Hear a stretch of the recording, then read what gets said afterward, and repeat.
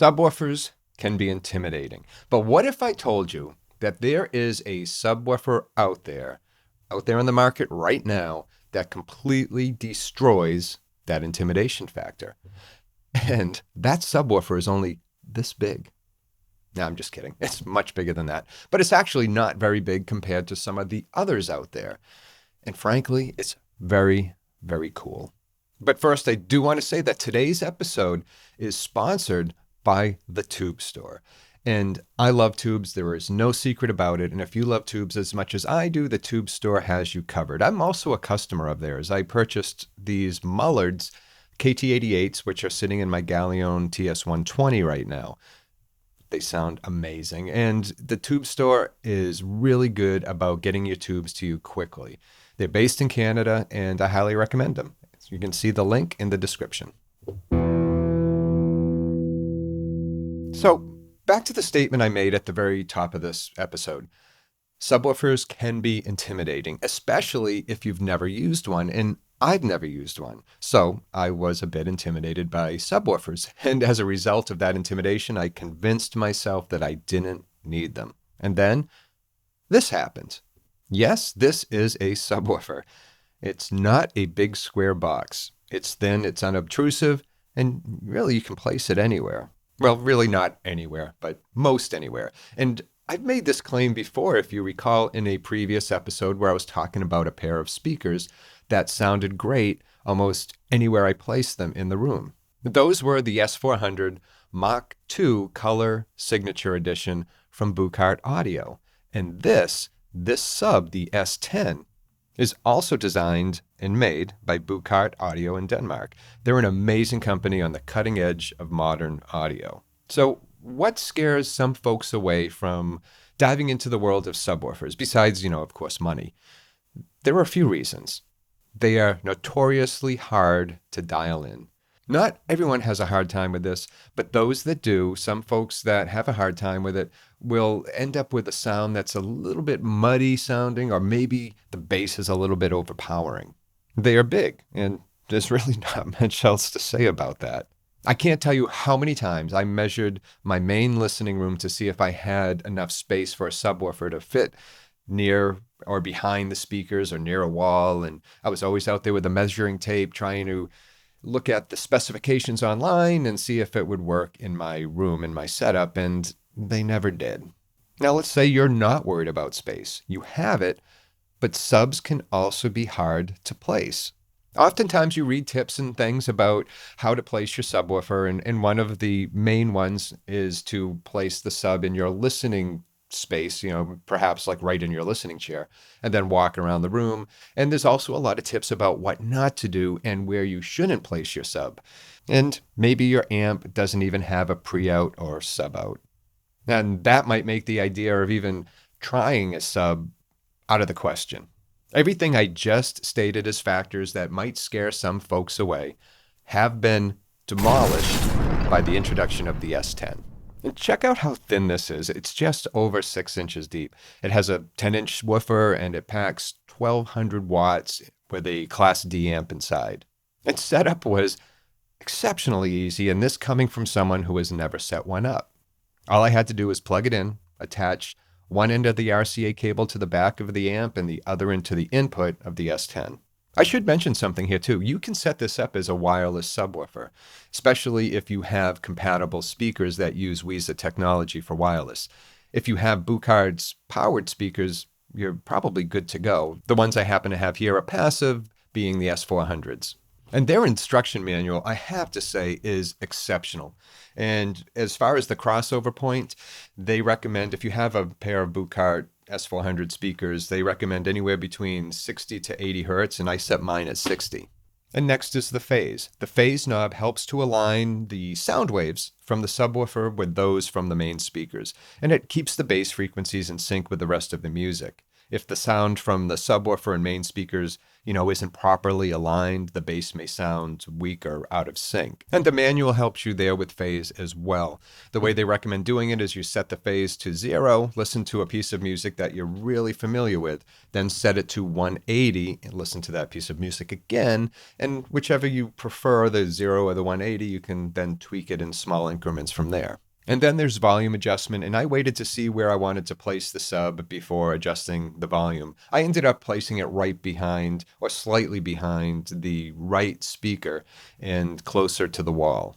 I think I ended up with my volume being around maybe 60% on the dial. And then I sat back and listened. My first test was Eminence Front by The Who, followed by London Calling by The Clash. Actually, those are two songs with great bass lines. And all I could do was smile. Buchardt has pretty much cracked the code for a big and tight bass sound in a small enclosure. Despite its compact size, the S10 delivers impressive bass extension, reaching down, I think, to like around 20 hertz. And here is where some audio voodoo comes in. The sub disappeared. And I don't mean the bass coming from the sub. I mean the sub itself. It wasn't where I had placed it. The bass frequency, Paul Simonon's bass while I was listening to London Calling, was dead center. And it wasn't overpowering. It was just well balanced and it was tight. It was frankly incredible. And the best thing about this is it only took me 10 minutes to get there, from connecting it to my amplifier and then adjusting for phase and crossover and all that. It took 10 minutes. And the result, like I said, was audio voodoo. It was like I was breaking some kind of laws of physics, because that sub is perfectly balanced with my main speakers with very little effort on my part. And that's without room correction. And yes, the S10 has room correction built into it. So I thought I would try that out. The beauty of Buchardt's room correction, that feature, is the fact that, everybody's room is different. And the room correction uses digital signal processing to achieve, the right frequency balance with the speakers. And that is something that I would say, maybe a little bit shy of using, because whenever I hear digital signal processing, my mind immediately goes to digital, and I'm an analog guy, but we're talking about a sub. So I really was curious what it could do with this room. They do have a microphone called the Zen mic to help with this, but I used my iPhone because it allows for this, and Buchardt's own app, so the SUB10 could analyze the room and adjust the output for the best bass response. And this app is available for both the iPhone and Android, and it uses Bluetooth to connect to the sub itself. From there, once you're connected, you just go to the Settings tab and select the option to get to the room correction, and then you tell it if you're using the high-pass outputs or not. In this case, I'm not. The app will recommend settings, but you can always change those. You can go in and change, say the roll-off frequency or something like that. Once you hit begin and once you start it, it will play a test tone. So you just walk around with your iPhone or your Android and try to cover the whole room, but you want to keep the mobile device within the line of sight of the sub. They also recommend not to be within 5 feet, which is, I think, about 1.5 meters of the sub while doing this test. Then when it's done, it's time to calibrate. The filter is shot off to the sub, the resulting filter after the calibration, and you can test it by playing music and turning room correction on and then turning it off. And Buchardt also provides some, this is kind of cool, master tunings on their website that you can download. These are preset sound profiles. You just download the tuning to a USB stick and insert it into the back of the sub. And what I really loved about that room correction feature is it negates the need to have to tweak everything. You still can if you want to, but it really kind of takes care of it for you. And do you remember I said that there are folks that don't have a sub out on their amplifier, so they just feel they can never get one? Well, Buchardt has a solution for that. And this is another thing that I love about this company. Say you have a phonostage or a preamp and your amp doesn't have a sub out. What you can actually do is you can connect the output of your phonostage or preamp to the SUB10's line in. And from there, you'd connect the sub's outputs to your amp's inputs. Now, what this does, and this is what I really find amazing, is your main speakers can now benefit from room correction, that digital signal processing. And this is because you now have the S10 sitting in the middle of the signal path between, say, your phonostage and preamp to your amp. So it acts as a crossover, and it's determining which frequencies are passed over to the main speakers. If you end up using that solution, you just want to make sure that your phono stage or your preamp has a volume control.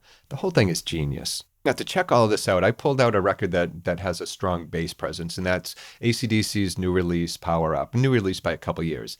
And I wanted to hear it both with the room correction on and the room correction off. But I have to say that with the room correction on, it was tighter, the bass was tighter, more detailed. It had a better balance with the main speakers, and that's exactly what it's meant to do. So kudos to them. But even with it off, what I heard was wonderful. So with it on, DSP plays a huge role by minimizing those certain frequencies that are too loud or say too quiet in the room. Now, if you're building, say, a large home theater, dedicated home theater, you probably will want something that's larger or more powerful. But if you're looking for musicality in a medium to small room, the S10 is absolutely perfect for that. Just ask Janis Joplin. No, seriously, I was listening to Pearl yesterday and I had room correction on. And that album, Pearl, never sounded better. The bass, like I said, was smooth. It was rich. It was seamless. Forgot it was even there and just enjoyed the music. Wattage and driver size might be the focus of some folks when it comes to an active subwoofer. But Buchardt's going for system integration and musicality, and they nailed it with the S10. So, room correction and digital signal processing and all of that. This is not your traditional analog approach to audio.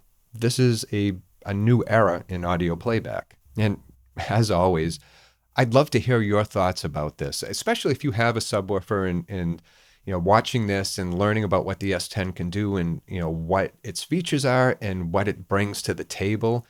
I want to hear what you think. So, leave comments below. And, if you enjoyed this episode, please like and subscribe. And take care of yourself. Enjoy your records, and I'll see you soon.